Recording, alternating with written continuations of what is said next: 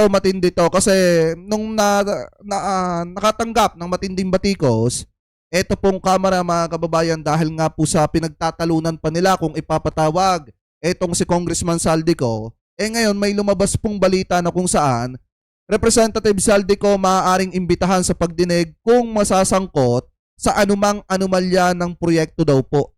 Yan po yung sabi mga kababayan dito po sa UNTV News. So ngayon i-play po natin. Naiuugnay kay Ako Bicol Party List Representative Saldico ang SunWest Incorporated, isa sa 15 contractors na nakakuha ng pinakamaraming flood control projects sa pamahalaan. Dating House Appropriations Chairperson, si Representative Ko noong 19 Congress at taong 2019 naman ang maiulat na nag-divest na ito mula sa kumpanya.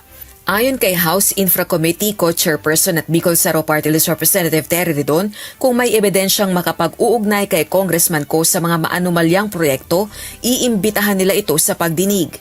So, if there is a showing that there are anomalous contracts, anomalous projects, Hindi kasi mga kababayan dapat imbitahan na nga yung mga tao, especially yung mga politiko na sangkot dun sa anomalya, sa maanumalyang budget for 2025.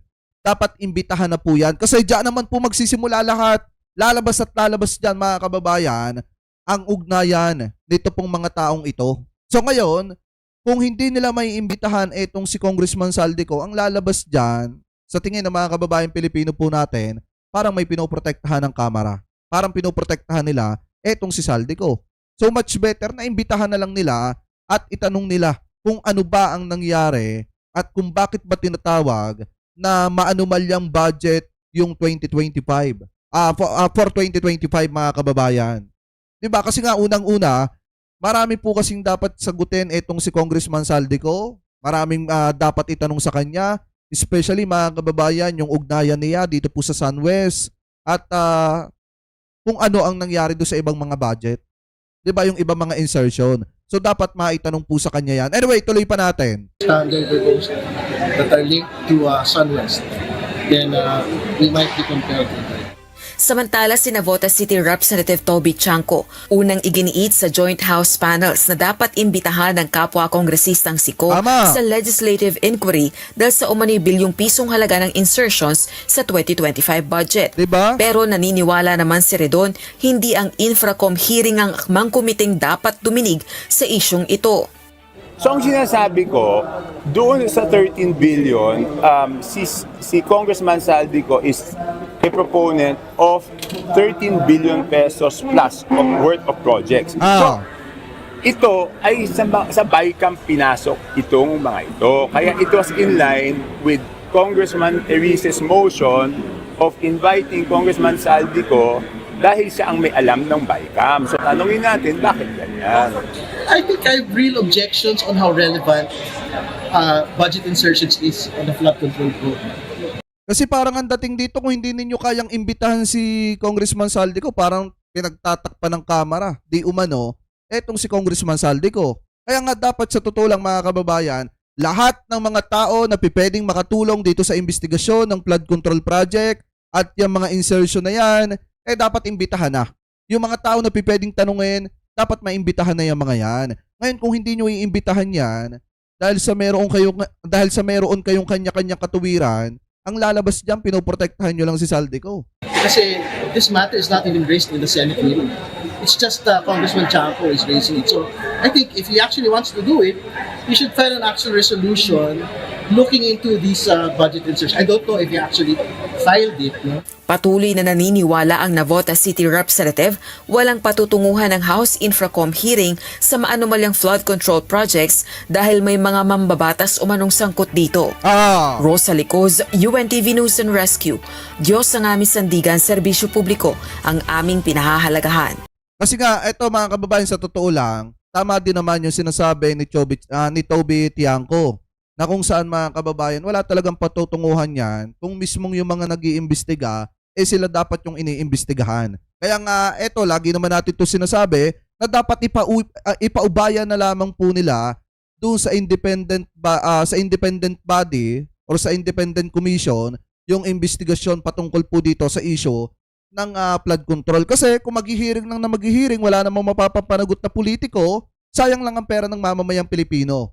Kasi hindi naman po piso lang yung ginagastos diyan, hindi naman 20 pesos lang, kung hindi napakalaking halaga yung ginagastos ninyo sa bawat hearing po ninyo. So sayang lang ang pera ng mamamayang Pilipino sa mga ginagawa po ninyong yan.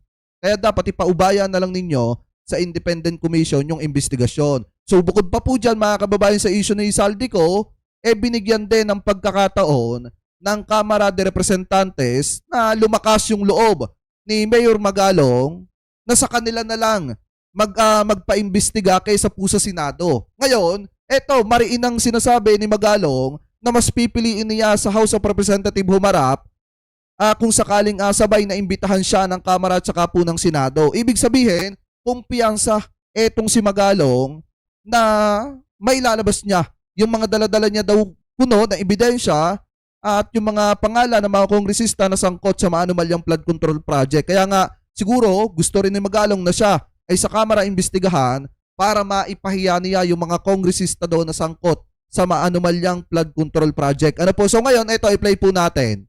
Hindi kinailan ni Mayor Magalong na mas komportable siyang magbigay linaw sa House of Representatives. Ayon sa alkalde, bagamat marami ang nag-advise na sa Senado na lamang siya dumalo, mas nakikita niyang mas makabubuti na humarap sa Kamara. Alam mo, marami nagsasabi sa akin na nag-advise sa akin na pag sakaling nagkaroon ng hearing, doon na lang ako sa Senate pupunta. Pero alam mo, sabi ko nga na hindi ako gaano makakapag-articulate dyan sa Senate kasi friendly forces yun eh. Mas mabuti siguro na pumunta ako doon sa House kasi nandun yung controversial issue. Ayan. Kita nyo, pinalakas lang ng House of Representatives ang loob ni Magalong na kayo ay punteriyahin dyan sa House. Bakit? Kasi unang-una, di ba nagkaroon nga ng interview si Congressman Benny Abante? Ano ba sabi niya? Di umatin ka ng sumpaan mo yung salaysay mo. Ibulgar mo yung mga pangalanan mo na para hindi nadadamay ang House of Representatives. Diba yung buong House? Ngayon, nung gustong-gusto nang umattend ni Magalong, ayaw naman nilang ipatawag. Diba kaya lumakas ang loob ni Magalong na siguro nasa isip niya di umano, kinatatakutan siya ng Kamara kasi ayaw mailabas yung mga pangalan ng mga sangkot sa maanumalyang flood control project kaya ayaw siyang ipatawag. Kaya ngayon siya na ang nagpupumilit na dapat sa Kamara siya maimbestigahan at mas pipiliin niya yon kasi naandudon nga yung issue mga kababayan dahil ilang mga kongresista ang di umano'y sangkot sa maanumalyang flood control project. Anyway, tuloy pa natin. At kung sakaling nagkasabay nga, doon ako sa House pupunta. Nakahanda kami na humarap dyan. At ulitin ko yung sinabi ko, kaya ako gustong pumunta sa House kasi doon naman talaga yung gera. Kaya kung saan ang gera, doon kami dapat pumunta. Yan. Iginit pa niya na mas makakapag-articulate siya sa House kung saan nakapaloob ang mga mainit na usapin. Kaugnay nito, nilinaw ni Magalong na hanggang ngayon ay wala pa siyang natatanggap na formal na impormasyon mula sa Malacanang. Partikular dito ang issue ng pagkakasama umano niya sa isang independent commission na siyang magsisilbing investigador. Very receptive siya. At the same time, talagang good listener siya. Nakikinig siya talaga. At na-impress naman ako dun sa kanyang determinasyon at conviction.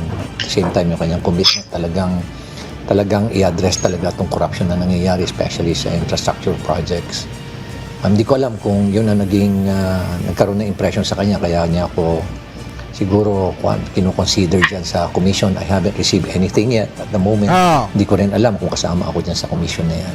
Subalit naniniwala ang alkalde na makakatulong ng malaki ang pagbuo ng isang independent commission upang mawala ang anumang pagdududa sa kakalabasang resulta. Ayon kay Magalong, Kasi yan naman talaga ang dapat nag-iimbestiga, yung independent commission na yan. Hindi pwede yung Senate, hindi pwede yung Congress kasi sino ba naman nga ang uto-uto nag-iimbestiga ng sarili mo? kung mga credible at kilalang individual ang mamumuno dito, mas maniniwala ang publiko sa magiging rekomendasyon ng grupo. Siguro nakita niya talaga yung wisdom na talagang dapat maging independent yung body na mag-iimbestiga. Naintindihan niya siguro para magkaroon talaga ng credibility. Yun kasi ang magiging issue dyan kung sakasakali man na na may bias yung mag-iimbestiga eh. Siyempre, yun ang unang titignan ng mga tao. Tama. Pero kung independent na alam naman nila na Tsaka kita nyo naman mga kababayan doon sa Congress, di ba? Putik sabihin ba naman, o di sinusolo mo na lang na ganyan, wala si politiko dyan. Eto naman si District Engineer, opo, ako lang po nagdesisyon. Di ba kahit sino talaga mga kababayan madidismaya eh. Tsaka pinakamatindi pa dyan, nung ipapatawag si Magalong, walang gustong magmosyon na ipatawag si Magalong. Eh unang-una, may mga interview na nga na lumabas na yung isang kongresista, sinasabihan si Magalong na umattend ng hearing mga kababayan at sumpaan yung kanyang salaysay doon. Tapos pangalanan yung mga kongresista. Tapos biglang nung naandudo na sa mismong hearing, ayaw naman nilang ipatawag. Diba doon pa nga lang, sinasabi ko sa inyo mga kababayan, may taki pa nang nangyayari. Anyway, tuloy pa natin. ang nag-head o yung mga members niyan are credible and reputable people, and at the same time they are well distinguished individuals, then walang kaduda-duda na tatanggapin ng tao yung resulta ng investigasyon. Dagdag pa niya, may mga mairerekomenda siyang mga taong kilala sa kanilang katapatan at malinis na reputasyon na nararapat na isama sa komisyon. Iginit din ni Magalong na ang mga miyembro ay hindi basta-basta madidiktahan sapagkat sila ay dapat na independent-minded. Sa tanong kung handa siyang maging kasapi ng nasabing komisyon kung sakali, sinabi ng alkalde, willing umano siyang tanggapin ang mandato upang makatulong sa pagsisiyasat, hindi lamang sa flood control kundi sa lahat ng iba pang infrastructure projects na may anomalya.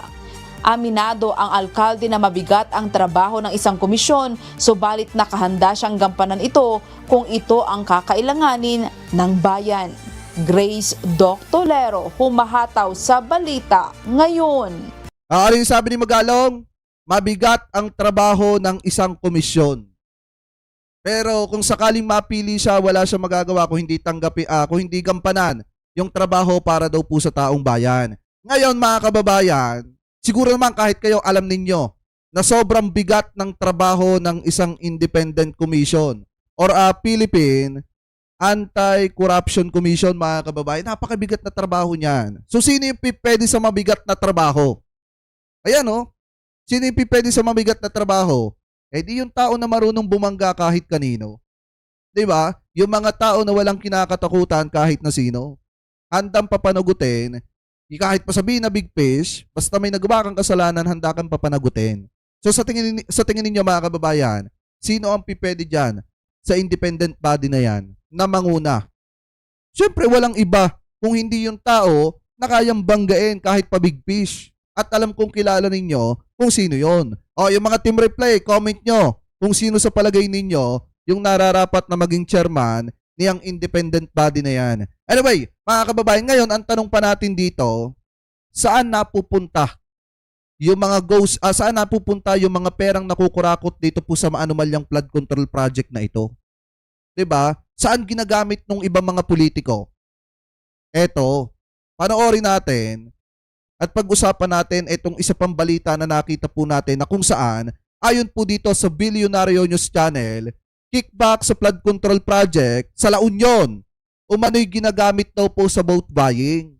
Kaya pala kapag dumarating yung eleksyon, mapipera yung ibang mga politiko kasi nga naman, kung yung nakikickback nila na pera ng mamamayang Pilipino, ibinabalik din sa inyo sa pamamagitan ng pagbili ng boto ninyo tuwing darating yung eleksyon. So ngayon, pakinggan po natin itong balitang ito. Galing po sa Bilyonaryo, ikinikredit po natin sa kanila yan. I-play na po natin. Dahil sa flood control scandal, mas lumakas pa umano ang suspetsa kung paano bumaha ng pera sa lalawigan ng La Union noong nakaraang eleksyon. Maging si Baguio City Mayor Benjamin Magalong, kumbinsidong ginamit sa vote buying ang mga kickback sa proyekto. Yan ang exclusive agenda report ni Dobby de Guzman.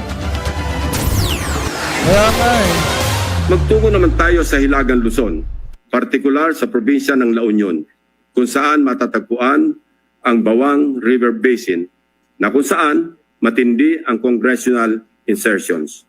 Sa tulong ng mga concerned groups and individuals, napansin namin ang bilang ng flood control projects na bagamat wala sa National Expenditure Program noong 2024 ay biglang tumubong parang kabute sa General Appropriations Act ng nakaraang taon. Dahil sa expose ni Senador Ping Lacson, nakumpirma raw ang hinala ng ilang taga-La Union.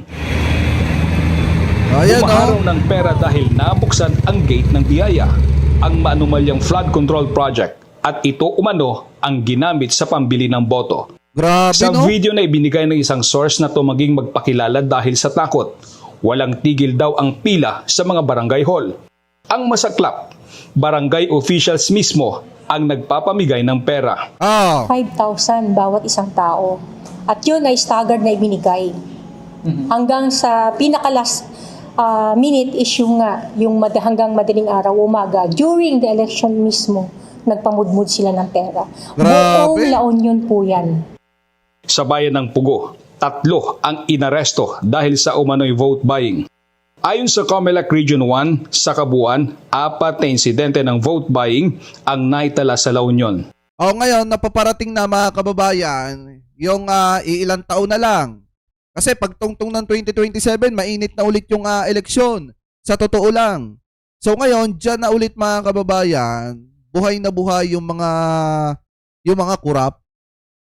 Diyan na ulit buhay na buhay yung mga kurap at yan po yung dapat bantayan sa panahon ng 2026 at sa panahon ng 2027. Kasi pihado yung national budget for 2027. Diyan pihado mga kababayan, sobrang dami ng mga insertion. Kasi nga, iilang taon na lang yung kasunod na taon ay eleksyon na naman at kakailanganin na naman po ng mga pondo. So ngayon, kung hindi matututukan yung darating na budget for 2027, talagang makakalusot na naman mga kababayan yung mga insertion ng mga politiko na naghahanda para sa kanilang eleksyon. Ano po, para sa kanilang pagtakbo. So ngayon, ituloy pa natin. Ito pala yung pinupuntahan ng pera ng mamamayang Pilipino. Yung mga pera na nakukuha doon sa mga flood control project, ipinamumudbud pala po at ipinambibili ng boto ninyo. Ganyan po kayo ginagawang uto-uto. Anyway, tuloy pa natin. Sa lahat ng yan ay ni-request namin yung mga complainants na mag-submit ng kanilang mga affidavit complaints and yung mga pinicture nila ng mga ebidensya ay isubmit na rin sa amin. Pero lahat ng ito ay walang tumugon doon sa aming request. So with that, kinakailangan na natin na i-dismiss yung case. Kumbinsido si Baguio City Mayor Benjamin Magalong na nagamit ng mga politiko sa vote buying ang kickbacks sa flood control projects. Ayan, no? Meron pa nga umabot ng 15 and then 25,000 pa per vote during the last hour. Umabot pa ng mga 25,000 Popular din yun, na lugar na talagang matindi yung flood control project na ito nga, nakakatanggap na nga ako ng mga pictures doon mga documents doon, galing doon sa lugar na yun. Tama ito sinasabi ni Kuya Rani Sierra. Sa una, nga, kung ikaw ay mamamayan, masarap tumanggap ng mga vote buying. Pero pagka binaha naman, di paktay sa baha. Sa provinces at ibang provinces. So, sa tingin ko, tama yung hinala na yun But it requires, let me check the analytics kasi. And kailangan din na magkaroon din tayo ng intelligence, gather intelligence para malaman natin, para to substantiate yung ganong hinala. Tama. Ayon pa kay Senador Lacson, 20 hanggang 25% ang nakukuhang kickback ng mga politiko mula sa substandard at guni-guning flood control projects. Ilan sa mga proyekto sa La Union ay nasira dahil sa bagyong Emong. Nagpadala ang BNC ng mensahe sa Facebook page ni La Union 1st District Representative Paula Ortega at 2nd District Congressman Dante Garcia para sila ay mahingian ng komento tungkol sa issue. Pero hindi pa sila sumasagot. Para sa Agenda, Dobby de Guzman, Billionaire News Channel, Baguio City. Dahil sa Ayan. Diba mga kababayan, yan daw po yung isa sa pinagdadalhan ng mga kickback sa mga flood control. Ano po yung, syempre, tuwing darating yung eleksyon, doon lumalabas yung pera na galing po doon sa mga flood control. Ibig sabihin, ginagamit pala na pangbili ng boto ng mga kababayang Pilipino po natin. So ngayon, kung titingnan nyo mga kababayan, kung dito sa Kamara nagkakagulo kasi pinag-iisipan pa kung iimbitahin or hindi. Eto pong si Congressman Saldico, nagkakagulo din dahil nga walang gustong mag-imbita kay Mayor Magalong. Dito naman po mga kababayan sa La Union daw, di umano, talagang talamak daw po yung vote buying. At pinaghihinalaan na yung pera na ginagamit ay pera ng mamamayang Pilipino. So kayo, ano po masasabi nyo mga kababayan? Hingil po dyan sa topic na yan. Ano po ang komento ninyo hingil po dun sa yung kickback daw sa mga flood control project ay ginagamit tuwing eleksyon para ipang vote buying sa mga kababayang Pilipino po natin dyan. So comment below na lamang po kung ano po ang masasabi nyo mga kababayan hingil din doon sa topic natin na isa na kung saan pinag-iisipan pa ng Kamara kung ipapatawag itong si Saldico or hindi. At ayaw naman ng Kamarang ipatawag, ito pong si Mayor Magalong. So comment below na lamang po kung ano pong opinion nyo hingil po dyan. At ngayon punta na po tayo dito po sa last topic po natin na kung saan nag-ingay na naman etong si Harry Roque at mukhang nananawagan mga kababayan ng sedisyon para daw po patalsikin etong si PBBM. Kasi may ganitong senaryo na na nangyari na kung saan mga kababayan gusto ni Harry Roque na tumulad ang Pilipinas sa Indonesia, na kung saan nagrally yung mga mamamayan doon at pinagsusunog yung mga tulad ng mga Congress and then yung mga bahay ng mga politikong korap. So ngayon, kung titingnan nyo mga kababayan, iba naman yung pinananawagan dito ni Harry Roque. Ang gusto niya mangyari dito, si PBBM daw yung patalsikin. Paano mo naman patatalsikin yung isang presidente na siya nga yung dahilan kung bakit may investigasyon ngayon sa mga flood control project? Dahil siya mismo ang nanguna at naglabas ng mga ebidensya patungkol po daw sa mga talagang buaya na kontraktor at ng mga politiko pa na sangkot dito. So ngayon, i-play po natin etong nakita po nating balita galing po sa Abante na kung saan sabi daw po ni Harry Roque dito, hinihikayat niya ang mga Pilipino na ilabas ang galit sa mga Marcos admin at patalsikin daw si PBBM. So ito, i-play po natin. Panahon na. Tama na po ang pasensya. Panahon na magharumintado, ilabas ang galit sa gobyernong korap, irresponsable, walang puso. Karapatan niyo po yan. Manindigan, gamitin ang mga kalsada dahil wika ng ating Korte Suprema, sa mulat-mula pa ang mga kalsada, linalaan yan para marinig ang damdamin ng taong bayan. Karapatan niyo yan. Ngayon mga kababayan, paano naman? Mga kaalyado ni dating Pangulong Duterte yung ibang nasasangkot na politiko na di umano ay nanamasa sa mga flood control project. Ikaw ba, Harry Roque, kaya mo bang patalsikin si Senator Bongo na may ugnayan daw doon mga kababayan sa CLTG? Kaya ba niyang patalsikin yun? Kaalyado ni Digong yun? Diba? Si Mark Villar na nag-appoint, di umano, dito po kay Alcantara.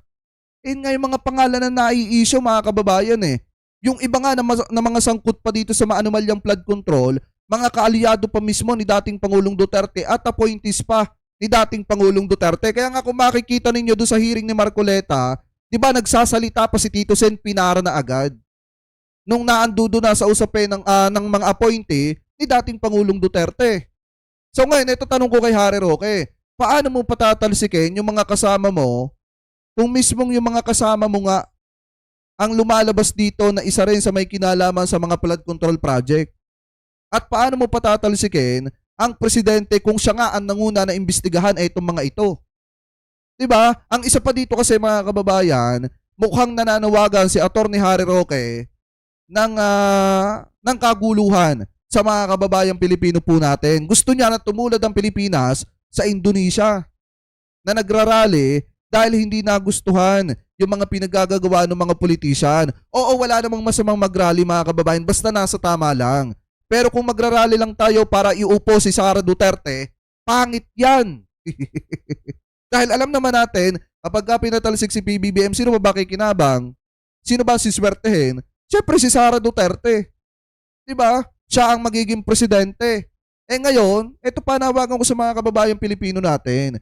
Wala namang masama na magsagawa tayo ng rally basta tama lang yung ipinaglalaban. Pero pagka ang makikinabang dyan si Sara Duterte, wag na lang. Mas mag-focus na lamang po tayo sa pang-araw-araw po nating pamumuhay. Kung paano natin tutulungan at kung paano natin ibibigay yung pangangailangan ng ating mga mahal sa buhay. Anyway, tuloy pa natin. Pero baliwala ang karapatan kung hindi paninindigan ang karapatan. Broadcasting live from The Hague, ito po ang inyong spokes ng bayan nagsasabi, tama na, sobra na. Pera na Pilipinas. Baguhin na natin ang sistema. Oh, hindi ka nga nagsalita dati, Harry Roque, nung sinasabi ni dating Pangulong Duterte na talamak ang korupsyon sa DPWH, panahon ni Villar. Eh bakit tahimik ka pa noon bago ipinagtatanggol mo pa si Mark Villar nung mga panahon na yon? Tapos ngayon, na may isyong ganito, nakikisaw-saw ka? Diba? Alam niyo, sa totoo lang, napaka-plastic din mga kababayan itong si Atty. Harry Roque. Diba? Napaka-plastic mga kababayan. Kasi nung una, nung siya ay nasa Duterte administration, na naaakusahan yung DPWH ng matinding corruption at ang sekretary ng mga panahon ay si Mark Villar, ipinagtatanggol niya pa. Tapos ngayon, porket hindi nyo kaalyado, tinitira mo. Diba? Napaka-plastic nga mga kababayan. Kasi eto sa akin sa mga kababayan Pilipino po natin, uto-uto na lang. Yung makikinig, susuporta sa mga sinasabi ni Harry Roque. Kasi sa hulit-huli, mamamayan lang din ang talo niyan kapag sumunod kayo sa panawagang ito ni Harry Roque na wala namang kakwenta-kwenta. Kasi kawawa lang ang mamamayan dito, taong bayan na naman ang maiipit at magdudusa. Kaya anong dapat gawin ng mga kababayan Pilipino natin? Magtrabaho na lamang at ibigay yung pangangailangan ng kanilang mga mahal sa buhay. Dahil pagdating ng araw, hindi naman kayo matutulungan ni Harry Roque. Kung doon pa nga lang sa humba, nag-aagawan na sila Sa tingin nyo, matutulungan ba kayo niyan sa huli? Kapag ka nalagay kayo sa maalanganing sitwasyon? Siyempre hindi. Pababayaan lang kayo niyan at tatawanan lang kayo niyan habang nakikipaglaban na iupo si Sara Duterte bilang presidente pag napatalisik si PBBM. So dapat sa mga kababayan Pilipino po natin, mag-isip po kayo ng maraming beses dito po sa mga pinagsasasabing ito ni Harry Roque.